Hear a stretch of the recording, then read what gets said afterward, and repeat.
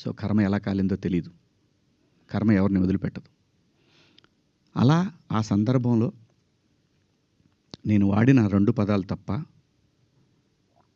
నేను గమనించానండి. నైటు 11:00 తర్వాత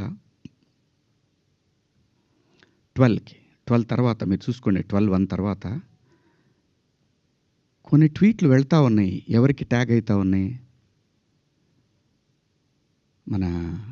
నాకు నిద్ర లేదు, పేర్లు కూడా గుర్తురాట్లా. స్త్రీల సమస్య మీద మాట్లాడుతూ ఉంటే మన రాహుల్ వైఫ్ చిన్మయి గారు ఆవిడకి వెళ్తా ఉన్నాయి. ఆవిడకి ట్యాగ్ చేస్తూ ఉన్నారు. ఇక్కడి నుంచే మొత్తం ట్యాగ్ చేస్తూ ఉన్నారు. ఆ తర్వాత మన అనసూయ గారికి ట్యాగ్ చేస్తూ ఉన్నారు.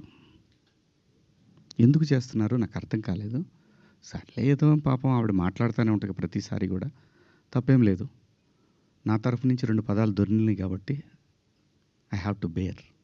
ఏదైనా బేర్ చేయాల్సిందే. మనం దాన్ని ఓట్రిచ్చి కొట్టినా దానివల్ల ఏం ప్రయోజనం లేదు.